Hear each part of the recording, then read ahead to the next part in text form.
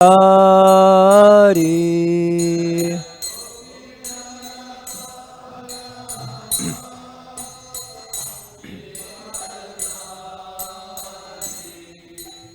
Gopi Channa Vallabha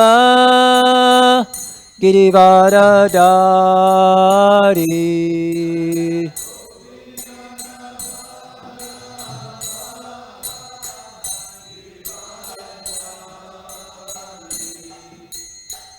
Yashodanandana Prajajana Ranjana.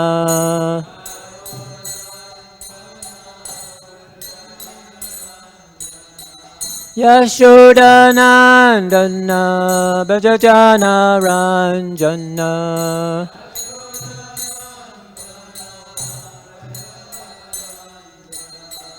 Jamuna Tira Vanachari.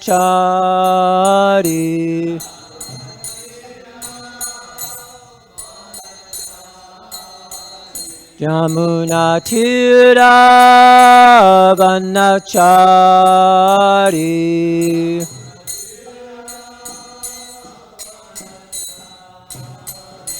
Jayo Radha Madhava Kunja Bihari.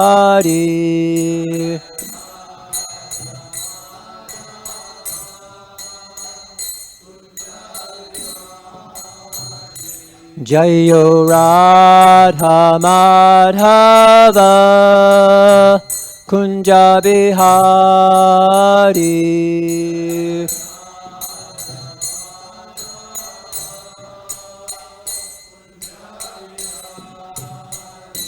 Jayo Radha Madhava Kunja Bihari.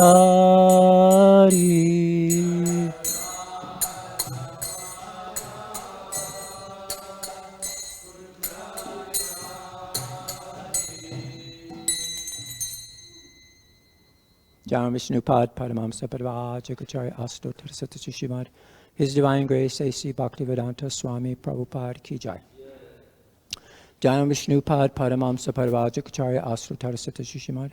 Shringa Guru Srila Bhakti Siddhanta Saraswati Goswami Maharaj Ki Jai. Anantiko Vaishnava Vrinda Ki Jai. ISKCON BBT Founder Acharya Srila Prabhupada Ki Jai. Namacharya Srila Haridas Thakur Ki Jai. Premsiko Shri Krishna Chaitanya Prabhu Nityananda. Shri Advaita Gadadhar Srivasari Gaur Bhaktivinoda Ki Jai. Shri Shri Radha Krishna Gopi Gopinath Shamakund Radhakund Giri Govardhan Ki Jai. Vrindavan Dham Ki Jai, Mayapur Dham Ki Jai, and Navadvip Dham Ki Jai. Tulsi Devi Bhakti Devi Ki Jai, Jamunamai Gangamai Ki Jai. Grantara Srimad Bhagavatam Ki Jai. Transcendental Book Distribution Ki Jai. Harinam Sankirtan Jaga Ki Jai.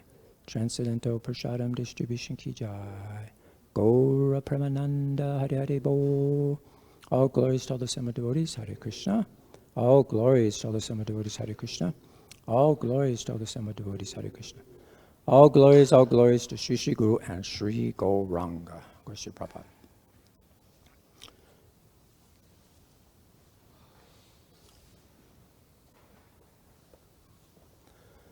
Om Namo Bhagavate Vasudevaya.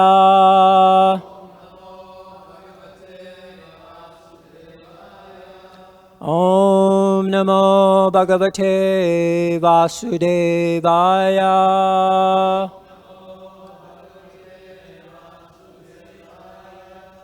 Om Namo Bhagavate Vasudevaya.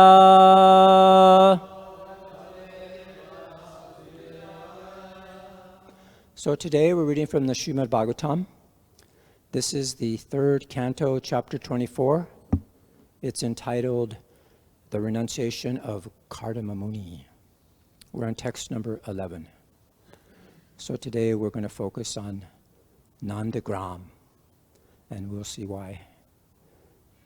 This is a very beautiful drawing of Nanda Maharaj's palace, his entrance just to his palace. And this is something I captured from his book, The Nava Vraja Mahima by Shivaram Swami. Volume 1, it's really nice. And so this is Nanda Maharaj, another depiction from the book. So this is just to give you an idea. All right, so let's dive into the verse. Well, actually, today we're going to focus on two references Srila Prabhupada gives in the purport, Bhagavad Gita 4.9. Everybody knows what that's about. It's about knowing the transcendental nature of Krishna and his appearance and activities. And so we'll give a couple examples of those and some devotees that take part in that. And then Prabhupada refers to this verse in the purport, which is from the Padyavali 126. And it explains what the good sentiments of a devotee are. So it's very nicely described there. So it gives us a glimpse into the atmosphere that took place on earth, Krishna's pastimes. And we'll also reference the 10th canto, this Navavraja Mahima by Shivaram Goswami, and that way we could dive deeper into the nectar. Because the devotee's attraction is based on his divine qualities, not the Maya factor. The Maya factor is attraction for Krishna's wonderful opulences in the material world, but the devotee is attracted to the wonderful qualities of Krishna, his transcendental qualities. So this is the verse. Sabhajayan visudena cetasa tachchikirshitam parishamanar asubi kardamam chedam abhyadhat sabhajayan visudena cetasa tachchikirshitam parishamanar asubi kardamam chedam abhyadhat sabhajayan visudena cetasa tachchikirshitam parishamanar asubi kardamam chedam abhyadhat.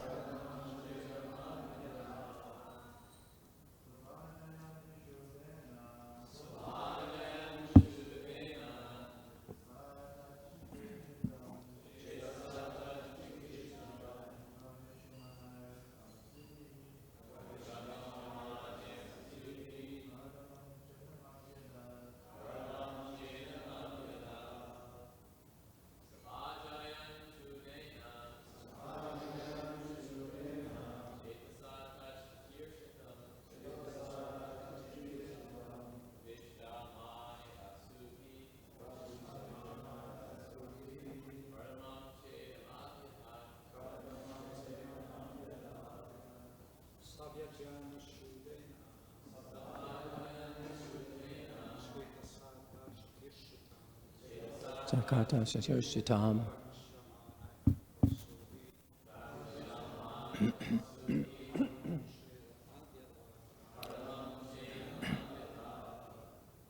Vaishnavis.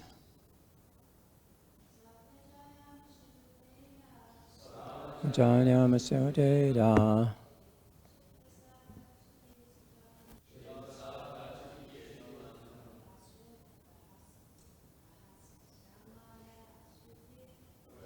Jana Sode Amjagadat.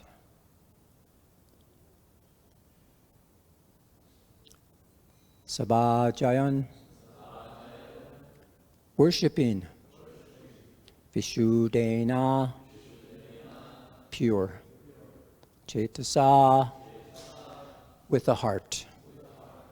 Tat, of the Supreme Personality of Godhead. Chikirshitam, the intended activities. Parishamanai, gladdened. Asubhi with senses.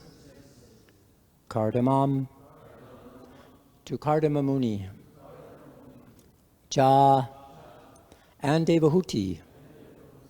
Idam this.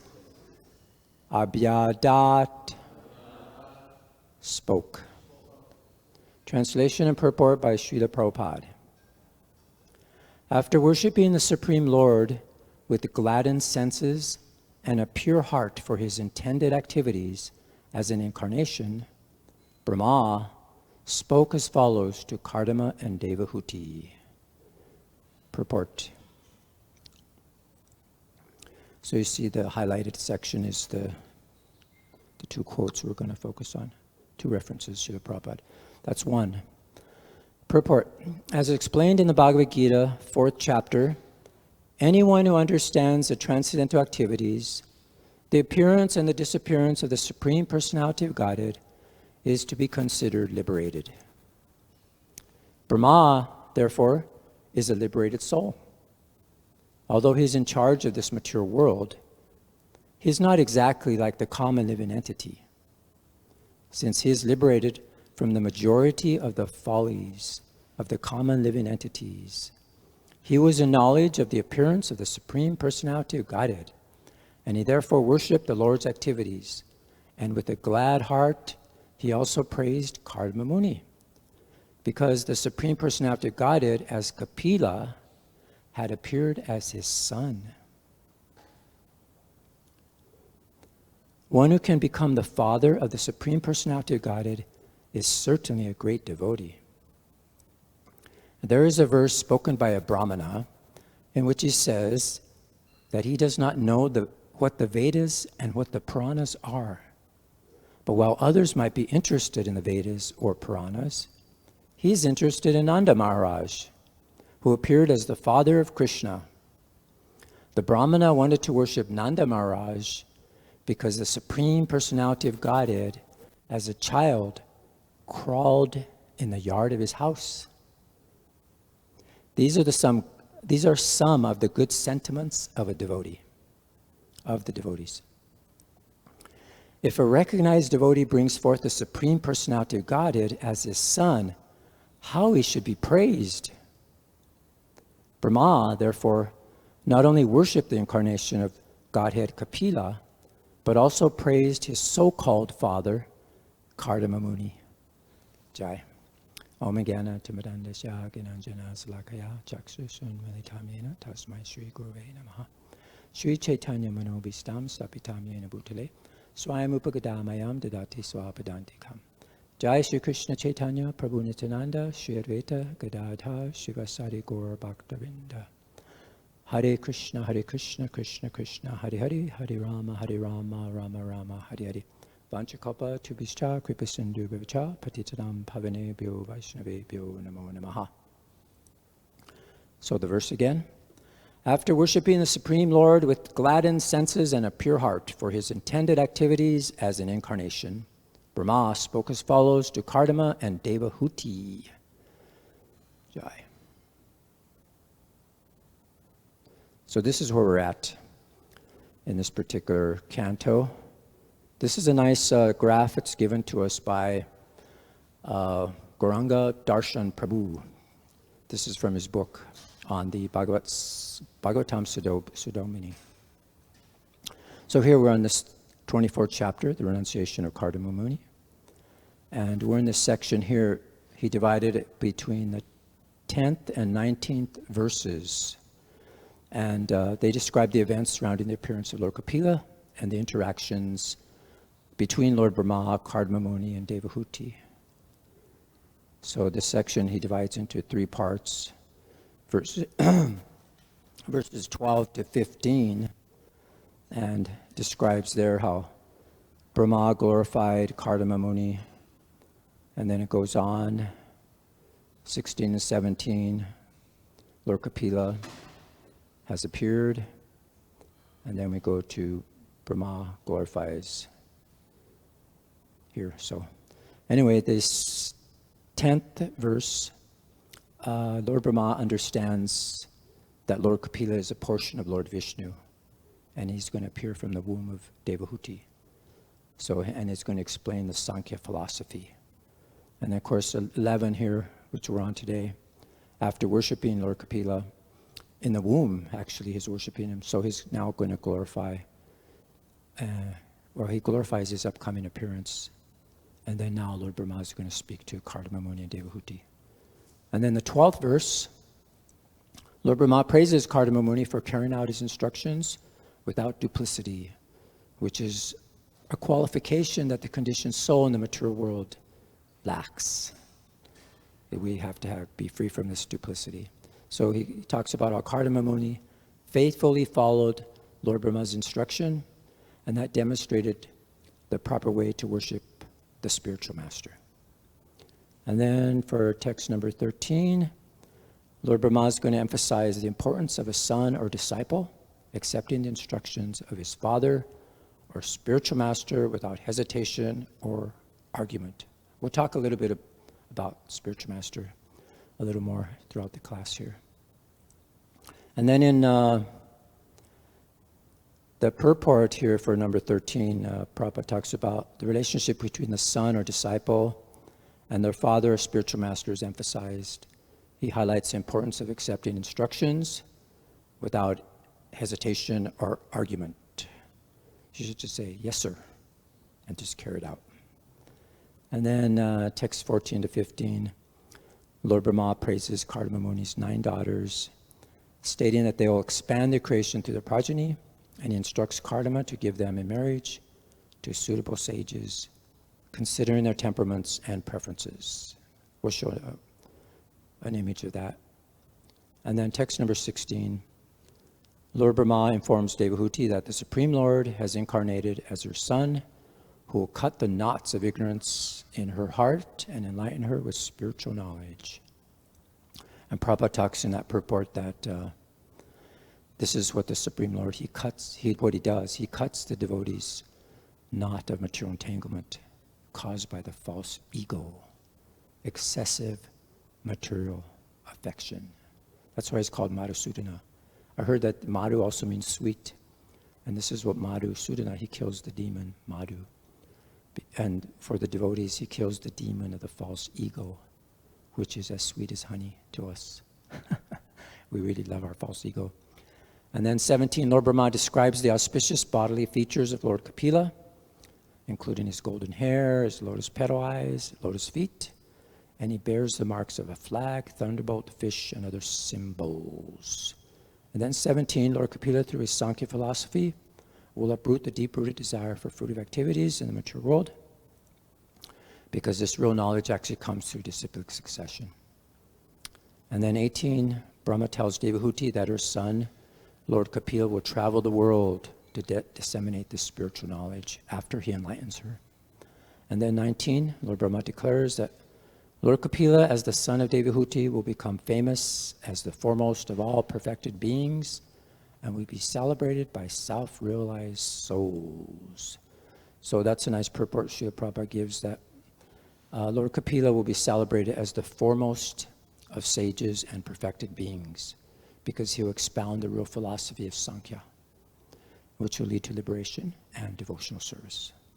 So this is what Srimad Bhagavatam does. It emphasizes the real Sankhya philosophy as taught by Lord Kapila, the son of Devahuti, not the atheistic Sankhya propounder, also called Kapila. So this text, number 11, Lord Brahma is worshiping Lord Kapila, then he glorifies his upcoming appearance. So this verse is going to set the stage for all these subsequent interactions between Lord Brahma, Kardama Muni, Devahuti, as well as their predictions regarding Kapila's role in disseminating knowledge. So it goes on. There's some more points to be made, but just for time, But basically, as far as this whole chapter, the essence of the whole chapter actually emphasizes the importance of renunciation and unalloyed devotional service to the Supreme Personality of Godhead. And it's the means of self-realization and liberation from this cycle of birth and death. So it's very significant how this path of devotional service is really brought out here. So this is the first verse that Srila Prabhupada quotes in the purport. We could say it together. Janma karma chame divyam. Let's do it together. Evam yoti veti tatvataha. Trakta diham punar janma. Naiti mameti sarjuna. One who knows the transcendental nature of my appearance and activities does not, upon leaving the body, take his birth again in this material world, but attains my eternal abode, O Arjuna. So this is very significant how Prabhupada just seems to know how all these verses tie in, and it makes a network of references here and there. It's like following a nectarine path. So this understanding is actually crucial for attaining liberation from the cycle of birth and death and returning to the spiritual world. So it's perfect for this particular verse. In that purport, it explains that liberation is not easily achieved, even by the impersonalists and yogis, even though they undergo many births and much trouble. And liberation into the impersonal Brahmajyoti is only partial, and it carries a risk of returning to the material world. But in contrast to that, the devotee who simply understands the transcendental nature of Krishna's body, his activities, his abode, and after he leaves the body, he doesn't return the risk of returning to this material world. So it's really nice. So it's going to be very relevant to our discussion about Lord Kapila's appearance in this chapter of the Srimad Bhagavatam. And this is what he imparts. He comes to give this knowledge.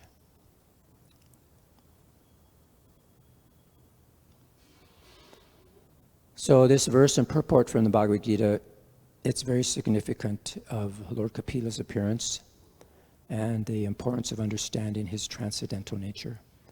And if we accept Lord Kapila as an incarnation of the Supreme Personality of Godhead, and we sincerely follow his teachings with faith and devotion, then we can attain the highest perfection of life and get liberation from this repeated birth and death.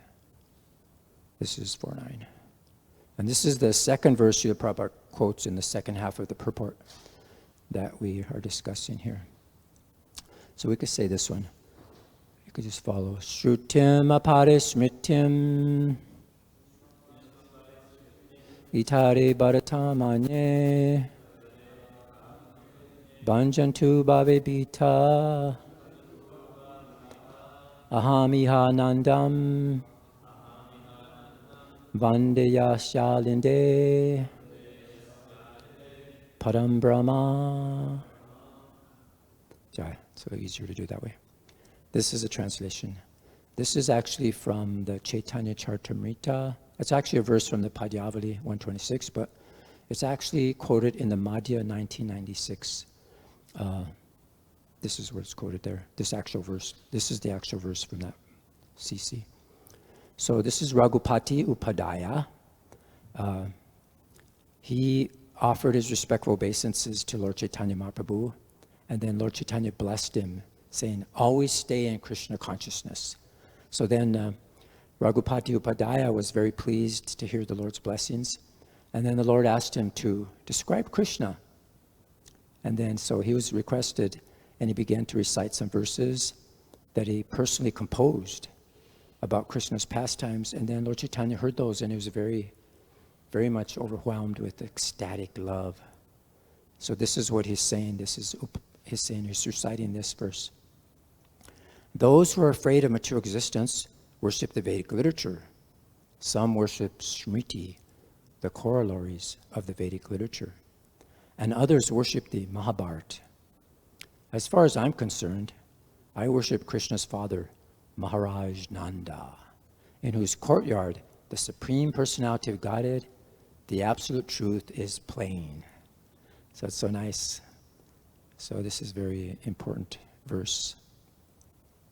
So Prabhupada mentioned in the purport that there's a verse spoken by a Brahmana who expressed his interest in Nanda Maharaj, the foster father of Krishna, rather than studying the Vedas and the Puranas. So this is what he's referring to.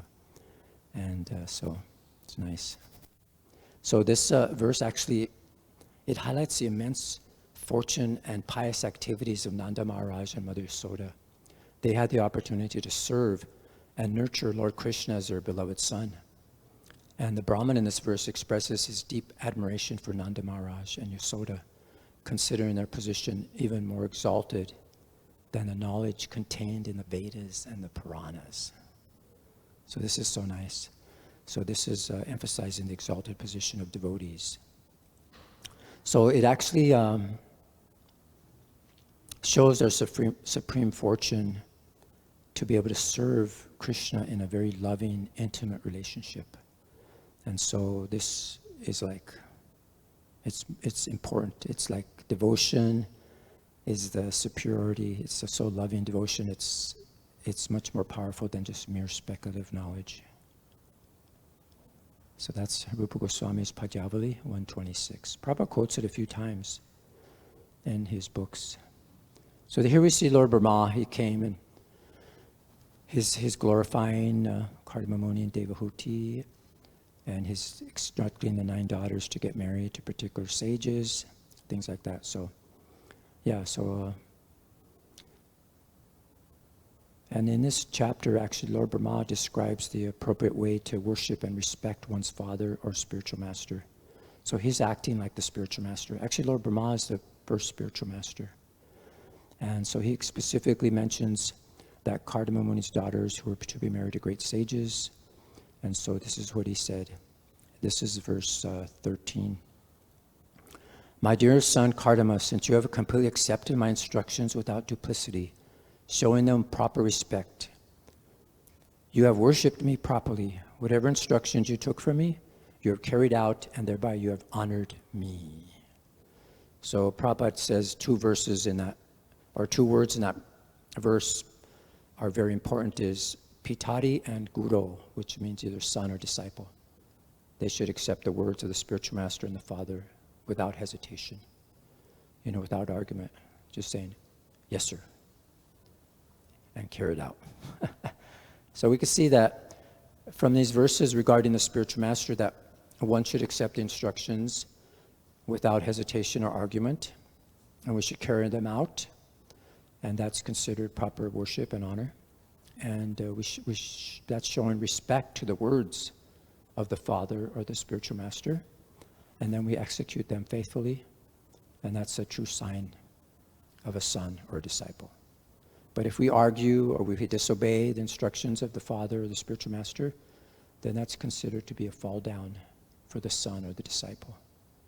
So these teachings really emphasize the importance of obedience, respect, and faithful service in relationship between a son and the father, or a disciple and the spiritual master. And if we sincerely follow this and execute these instructions from these authorities, then we can actually genuinely make spiritual progress. So this is another quote here showing how we should seek guidance of a spiritual master, a bona fide spiritual master, because he can impart transcendental knowledge and guide the disciple in practicing devotional service. So that's why we have to follow the instructions of the spiritual master. And then we develop a spiritual vision to see the Lord. So this is a hint if we want to see Krishna and engage in his pastimes. So this is a nice image, I think, describes, because I was reading this book, it's called, it's by Srila Bhaktisiddhanta Saraswati Thakur. It is Amrita Vani, the Nectar Instructions for Immortality. And this is verses, I'm going to refer to verses 19 to 24, but I'm just going to quote verse 19. And they're like questions and answers. And he says, this is a question to Srila Bhaktisiddhanta Saraswati Thakur. Can we see the Supreme Lord without the spiritual master's help? And this is what he says. And it's interesting. This is where he quotes Pajavali 126 again. So the spiritual master is the Lord's transcendental temple. The Supreme Lord lives in that temple. Lord Sri Krishna, who is controlled by his devotees' love, manifests himself in the hearts of the spiritual master and the devotees.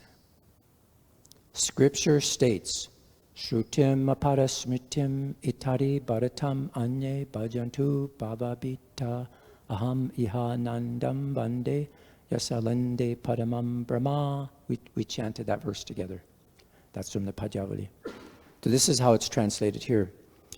Let others fearing material existence worship the Vedas, the Vedic supplementary Puranas, and the Mahabharata. But I shall worship Nanda Maharaj, in whose courtyard the Supreme Brahman is crawling. So nice. So, actually, this is part of it here. Still, he says, many people say that they're eager to see the Supreme Lord, but they do not understand that the Lord's darshan is possible simply by taking darshan of the spiritual master. Unless we meet the spiritual master, we cannot meet the Supreme Lord. Devotional service does not begin without first taking shelter at the spiritual master's lotus feet. During the Prabhupada festival, they asked Srila Prabhupada's daughters about, if we think of you at the time of death, Srila Prabhupada, was the same as thinking of Krishna? And Prabhupada said, yes. So the spiritual master is certainly the via media between Krishna and the living entity. Lord Krishna sends his best servant, his best associate, to this world to distribute his unlimited mercy. The spiritual master is the personification of that mercy. Those who teach us to serve the Lord's deity and chant his holy names are spiritual masters. It is not enough to serve the spiritual master with awe and reverence only from a distance. We must serve him with strong faith and love. The best example of this is the intimate service Srila Raghunath Das rendered to Srila Rupa Damodar Prabhu. So this is nice. So these are paramount importance instructions. And so this ties in with our particular verse today too. And so there's some nice themes that he brings out. And I just to kind of summarize a few of those themes.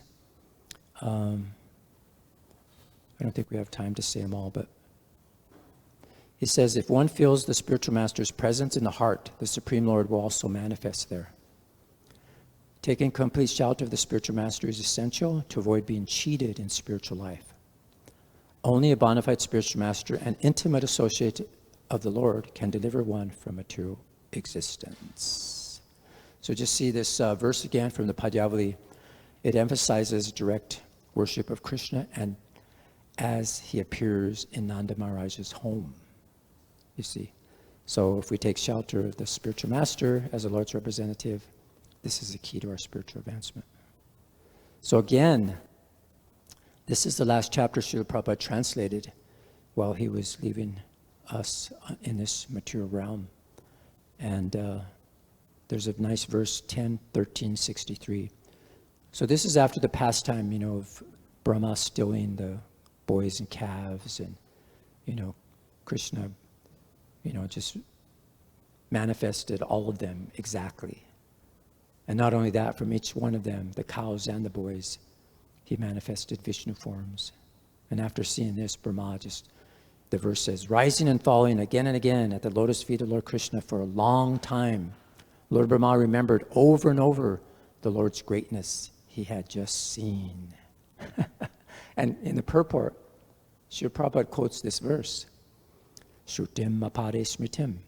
Let others study the Vedas, Smriti, and Mahabharata, fearing the material existence. But I shall worship Nanda Maharaj, in whose courtyard is crawling the Supreme Brahman. Nanda Maharaj is so great that the Para Brahman is crawling in his yard, and therefore I shall worship him. So this is a nice chapter of the 10th canto, chapter 13, where Brahma's visit to Vrindavan and his bewilderment upon witnessing the extraordinary potency of Krishna.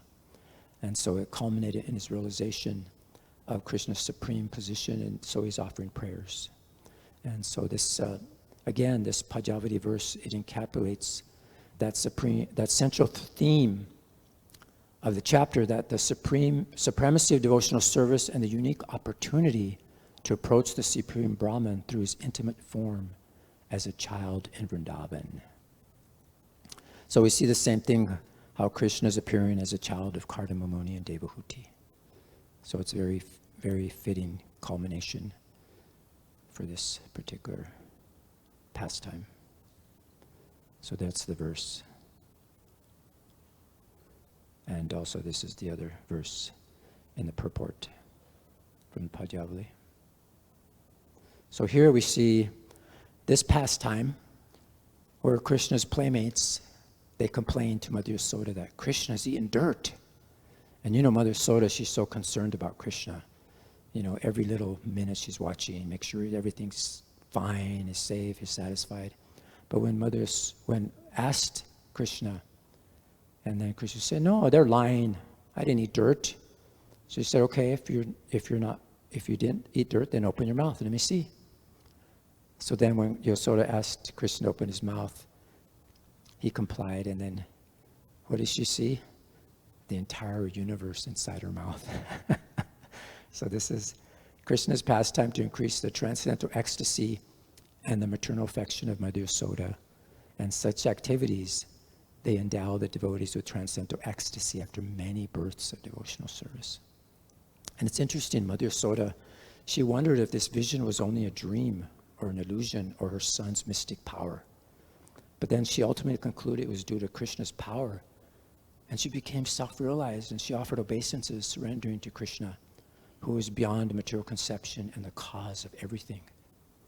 But by Yogamaya's influence, Yasoda quickly forgot the universal form and her philosophical speculations, and she became again absorbed in the intense material affection for Krishna as her child. And see, this is the highest stage of devotional love. So just see Yasoda, by her unalloyed devotion, she surpassed even the great sages and the yogis who understand Krishna's Brahman, Paramatma, and Bhagavan through Vedic study. But her stage of Prema Bhakti is the perfection of devotional service. So we can see Nanda and Yasoda are Nitya Siddha, eternal associates of Krishna. And they appear with him. They're not ordinary souls. And by following in their footsteps, we can attain similar love for Krishna, although not the same exalted roles. So just see. So this is Mother, how the love she shares is just unparalleled. So, I mean, I had some more notes relating to this, but it's getting close, so I'll just skip that. More about them. But these pastimes are the highest expression of divine love, and they have the power to dispel the misfortune of the world and inspire pure devotional service in the hearts of the sincere devotees. So this is all-encompassing nature of devotional service. And it allows devotees to experience the full range of loving relationships with Krishna. So this is there's so much nectar here, but unfortunately, we have to move on. So this is from that Navavraja Mahima by Shivaram Swami. It describes Nandagram. I used to think that, Nanda Maharaj is like a cowherd king, He's like, but when you read that book, you see, wow, it's so opulent. In fact, his place is like a replica of the spiritual world. And this is how it describes. I just took a few notes here. So the description of Nandagram as a manifestation of the spiritual world on earth reminds us of the appearance of Lord Kapila, who descended to the material world to impart transcendental knowledge and guide souls on the path of devotion. Just as Nandagram is a tangible representation of the spiritual realm, the appearance of the Lord and his pure devotees in this world serves as a beacon of hope and inspiration for all aspiring devotees. So anyway, so just to highlight some things, it's physical beauty, spiritual atmosphere, and the loving relationships between Lord Krishna and eternal associates. It emphasizes that Nandagram is not just a physical place, but a transcendental realm that exists beyond the material realm, and it's accessible only to those who have attained the highest level of devotion. So the description of Nanda Maharaj's palace, I just kind of try to do a more of a realistic version of that drawing I showed in the beginning from the book, just to kind of give a little idea. So this is how it's described. It's exquisite architecture lush gardens. The presence of all 6 seasons symbolizes the perfection of a completeness of the spiritual world. The residents of Nandagram, including Lord Krishna's parents, friends, and servants, are all eternally situated in pure love for him, and their exchanges of the Lord exemplify the pinnacle of devotional relationships. So it says here that it has unparalleled beauty and spiritual opulence. It's nestled within the greater kingdom of Vraja. Nandagram is the jewel in the crown of Maharaj Nanda's domain. The city itself rests atop the sacred Nandishvara hill, which is actually a manifestation of Lord Shiva. He descended in the form of that hill to witness and partake in Krishna's youthful pastimes. And the city is surrounded by a tall, fortified wall adorned with lush gardens and a spring-fed moat. Grand gates with gold frames and jewel-studded doors provide access to the city. This image doesn't do it justice, but anyway, we tried. And so guarded by well-armed soldiers, within the walls lie verdant pastures that shelter the cows' residences, each made from precious gems and stones. The inner city is a masterpiece of divine architecture, with gardens, wells, lakes, markets, and lanes that rival the beauty of heaven. The homes of the cowherd men, these are the cowherd men, are constructed from gold, lapis, and other precious metals. There are doorways and roofs decorated with festoons, garlands, and colorful flags. The sound of sacred mantras and hymns echoes through the streets as residents worship Lord Narayan in their homes. And at the summit of Nandishvara Hill stands Nanda Maharaj's palace, a marvel inlaid with lapis, coral, and emeralds. I mean, if you zoom in on this one, you see actually it's made up of gems, very tiny gems. So, the palace is home to countless wonders, including a central courtyard with columns of ruby, sapphire, and coral, a stage that captivates the mind and senses, and gardens that contain every kind of plant from earth, heaven, and the spiritual world. Can you imagine that? So this is the last, there's one more image after this. So this is Nanda Maharaj, trying to get a little more image. And he's the reigning monarch of the celestial abode. He's the embodiment of love and devotion. His heart brims with affection for his divine son, Krishna. His eyes moisten with pride at the mere thought of the Lord's qualities and achievements. And Nanda Maharaj's love for Krishna is so pure and powerful that it can steady him even in the face of the most intense spiritual emotions.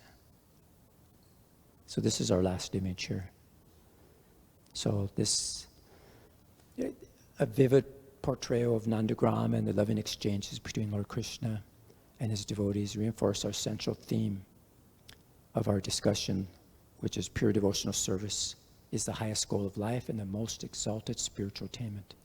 And if we immerse ourselves in the description of the Lord's eternal abodes and pastimes, and by cultivating a loving relationship with him and his devotees in devotional service, we can hope to one day experience the bliss and the ecstasy of Nandagram for ourselves.